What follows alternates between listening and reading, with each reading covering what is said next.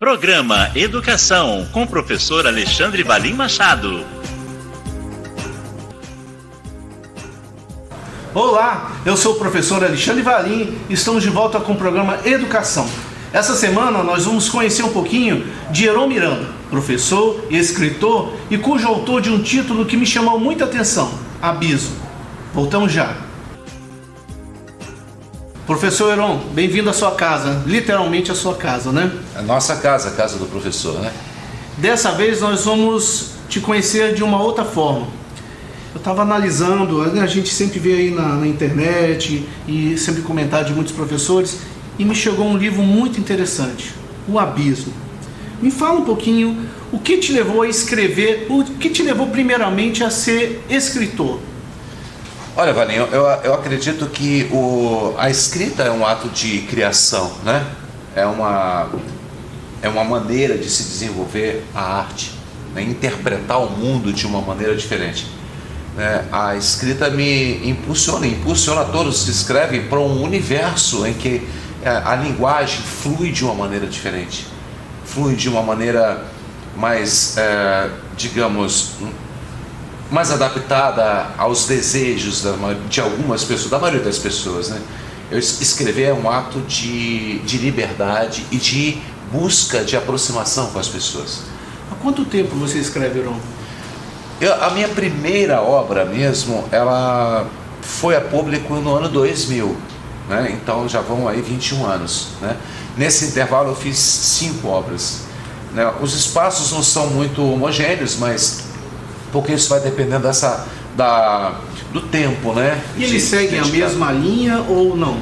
Não, as primeiras obras elas tinham um cunho voltado um pouco mais para a filosofia da ciência, que é a minha formação a nível de pós-graduação, né?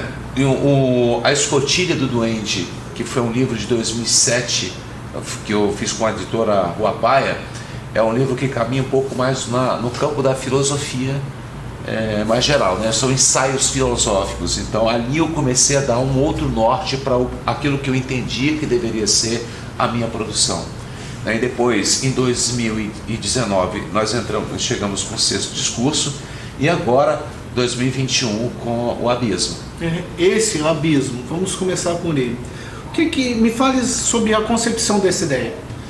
Então, é interessante isso, porque, veja bem, Abismo é uma novela, né? Nós criamos uma novela. Eu sou uma pessoa, digamos assim, um intruso nisso, porque eu sou físico, né? Eu não sou um literata. E eu me coloco como intruso até poder eu perceber os meus limites, né? Da produção, de como essas pessoas produzem, buscar uma aproximação com esses autores, né? Então isso me coloca um pouco mais tranquilo nisso, para que eu possa me produzir.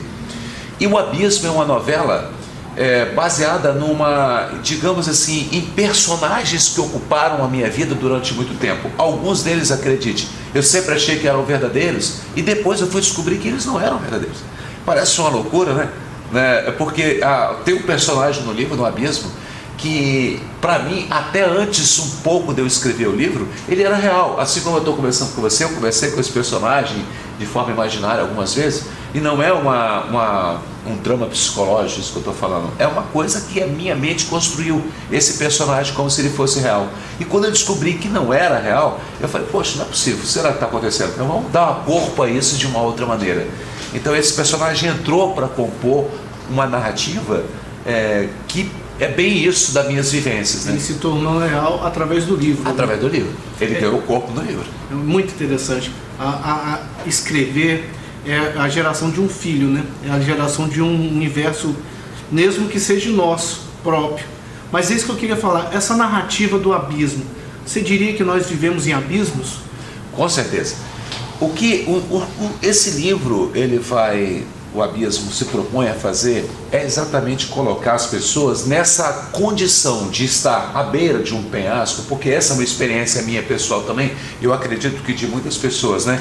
Você já teve aquela sensação de estar à beira de um penhasco, de uma paisagem belíssima e sentir uma liberdade imensa por conta desse espaço todo vazio e estar dentro desse espaço, se arremessar para dentro dele. Mas sabendo que isso é um ato louco, né, de suicídio, Mas é exatamente essa ambiguidade, essa contradição, esse paradoxo entre a liberdade plena e a loucura. Então, a cidade, o livro de Abismo coloca o personagem nesse confronto. Eu acho que as cidades são assim. As pessoas na cidade, elas vivem isso o tempo todo. Elas podem perceber isso o tempo inteiro.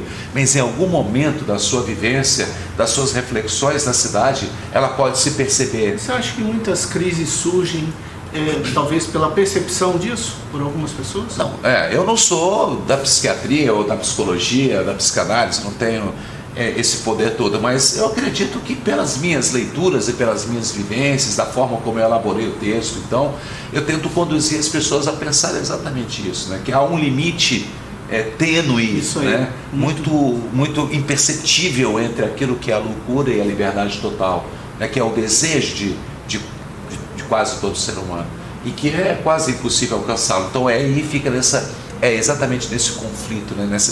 A gente vive essa sensível. Eu não sei se os problemas emocionais surgem quando a gente percebe que é uma loucura ou se quando a gente percebe que é a realidade, né? Porque eu não sei o que é mais interessante a gente viver, porque realmente essa linha que a gente vive é muito fina. E muitas das vezes nós é que ampliamos ela, né? Existe um elemento muito interessante nisso que você fala, né? Que é exatamente essa concepção de realidade, né? Como eu sou físico, eu trabalho numa construção possível de uma realidade. Mas a realidade, para a ciência, acredite, é uma metáfora, né? Quando um professor de química diz para você, esse é o átomo aqui, né?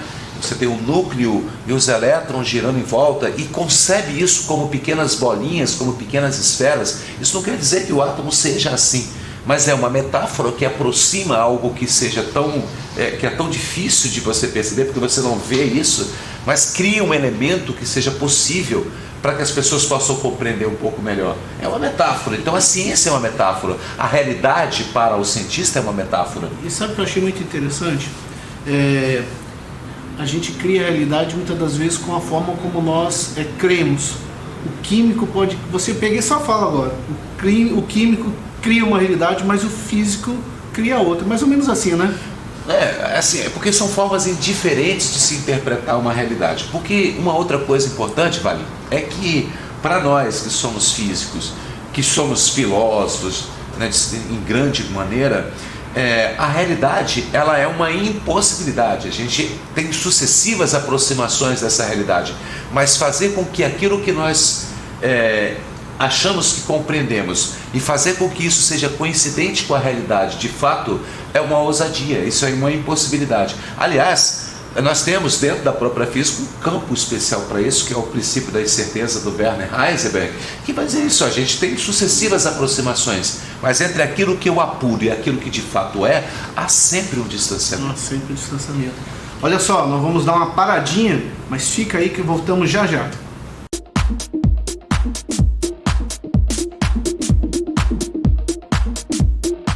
Educação, apoio cultural, Exagerado Fried Chicken.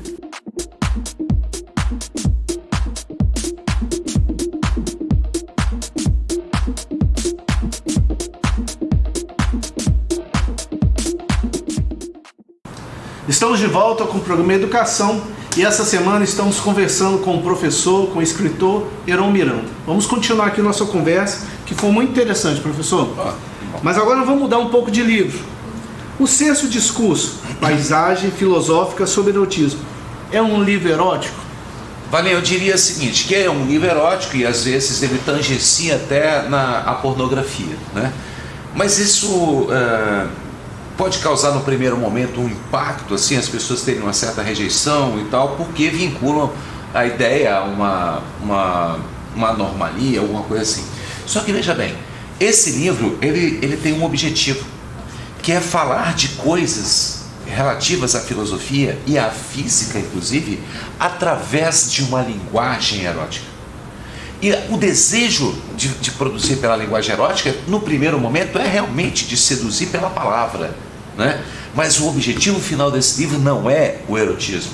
O objetivo final dele é uma comunicação, é comunicar elementos caros à filosofia, caros à física, dentro desse universo erótico. Eu acho que Assim, eu estava analisando os dois livros e eles têm, assim, embora sejam bem diferentes, eles se completam, né? Porque é uma realidade, né? Construída. Negar o erotismo na nossa vida é negar o desejo. Isso é impossível. Não. Né? Porque em tempos de resistência como esses que nós estamos vivendo, em que nós estamos vivendo um caldeirão, né? Um turbilhão de valores, de remexidas com valores, né? Valores morais e éticos, falar sobre essas coisas é muito importante. Acredito que a negação é a grande... É o que ocasiona grande parte dessa confusão, né? Desses atritos. Negar esse tema não é condizente. Negar o erotismo, negar o desejo e negar a si que próprio. É o natural, né? É a natureza humana. Então, negar a si próprio, né? Aliás, está muito comum hoje em dia a negação do natural, né? Com certeza. Esse livro é um ato de resistência. E depois você vai me autografar isso aqui. Com certeza, um prazer. É difícil publicar obras literárias no Brasil? Valim, é difícil. Nós temos, por exemplo, aqui as editoras locais no Espírito Santo se preocupam em divulgar, em trabalhar, e criar bons livros, boas leituras, a partir de autores capixabas, né, de capixabas que residem aqui, não necessariamente nascidos aqui, mas que residem aqui, que trabalham aqui no Espírito Santo. Isso é uma caminhada, né? Não é uma caminhada tão simples assim, mas é possível fazer, né? Acredito que hoje a gente está vivendo um momento em que a literatura, as formas, os mecanismos de fazer com que a sua produção chegue às pessoas, ela está mudando, né? Do livro físico ao e-book e tudo mais. Então é toda uma trajetória que inclusive vai precisar de que o autor ele se disponha a compreender todo esse universo e se colocar à disposição dele. Isso gera muito trabalho, isso é muito difícil. Deveria ser mais fácil. E eu te faço até uma pergunta. É difícil então ganhar dinheiro com literatura? Eu já abandonei essa ideia. Antigamente eu pensava, não faço mais por dinheiro. É fácil ter prazer. Como eu disse para você, escrever é um ato de, para mim, um ato de liberdade, né? Não é uma coisa assim romântica, não. É uma briga comigo mesmo, com as coisas, com as minhas interpretações, mas é um ato de libertação, né? E acredito que isso para mim tem uma importância hoje muito grande por conta da representação disso para o meu desenvolvimento pessoal. Agora, ganhar dinheiro com livros é muito difícil. Primeiro, a produção literária, o custo das coisas é muito caro. O livro no Brasil é uma coisa muito cara, devia ser muito mais barato. Esses livros que eu publiquei, eles deveriam custar muito menos do que custam hoje.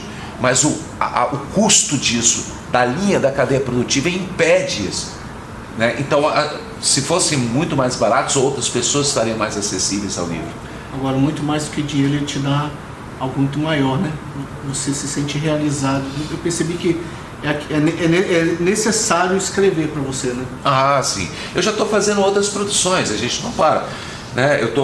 Agora estou trabalhando uma outra possibilidade que eu quero explorar muito comigo mesmo, que são as crônicas, né? Eu tenho uma dificuldade de compreender a poesia, sabe? A poesia para mim ela se encaixa quando ela vem na forma de música. Então eu percebo isso com algumas. Agora, produzir a poesia, ler a poesia a partir dela mesmo, eu tenho muitas dificuldades. Então eu estou me esforçando para poder compreender um pouco melhor essa linguagem, esse universo. O próximo livro que eu vou lançar é de poemas. Quase. Opa, maravilha. Eu estipulei uma meta de quando escrever tantos poemas, eu lanço meu próximo livro. E está quase lá. Eu espero te chamar para você vir aqui fazer um lançamento em algum lugar para fazer parte disso. Mas o que você fala para o seu leitor, para o seu futuro leitor? Quais são as suas considerações finais? Eu estou falando para professores, né? Então eu fico muito à vontade, né? Porque são meus colegas, são meus parceiros, companheiros há 33 anos, né? Que eu sou professor. Eu diria que nós sabemos a dificuldade que nós temos de ler, principalmente, de ler, por conta da rotina do trabalho, que subtrai muito o nosso tempo. E é uma necessidade cada vez maior do professor estar em contato com essas diversas produções literárias. Eu acho que o movimento que nós vivemos algumas décadas atrás de ampliação de mercados, a quebra de barreiras, do globalismo, da globalização, que nos confundiu muito, né? A gente hoje está fazendo um caminho um pouco como se fosse um resgate das nossas raízes, da nossa gente, do nosso povo, sabe? E isso para o professor, para a fixação do professor na sua competência, né? de embasamento do professor para as suas atividades, isso é muito importante. Mas deve ser uma bandeira não só do sindicato, mas de toda a sociedade, para que o professor ele possa desenvolver o trabalho, que ele tenha tempo para se dedicar à leitura e até de produzir bons livros, porque são muitos professores que têm muitas coisas boas para produzir e para dizer, né? E produzir, publicar esses livros. Então eu digo para o professor que é meu colega, nós precisamos levantar essa bandeira, nós precisamos estar juntos e incentivar os colegas, incentivar as instituições, as entidades que nos representam e com as quais a gente tem um vínculo. Olha, nós precisamos de tempo, nós precisamos de tempo para ler, nós precisamos de tempo para produzir. Professor, muito obrigado. Eu tenho certeza que nos próximos livros a gente vai estar junto apresentando e serão temas bem interessantes como esses. Eu só queria deixar o livro Abismo, você pode encontrar ele na loja da Editora Cândida, loja.editoracandida.com.br/abismo. Você vai cair dentro do site da loja e lá você tem as condições já de compra com cartão, sei lá como, né? Aí já não é uma parte que... A gente vai estar colocando o link embaixo também para o professor acessar. Legal. Muito bom. O programa Educação fica aqui. Enquanto a gente vai se despedindo, eu não posso deixar de pedir para o nosso fazer Será um prazer. prazer. Tá, muito bem. O programa Educação volta na próxima semana. Um forte abraço.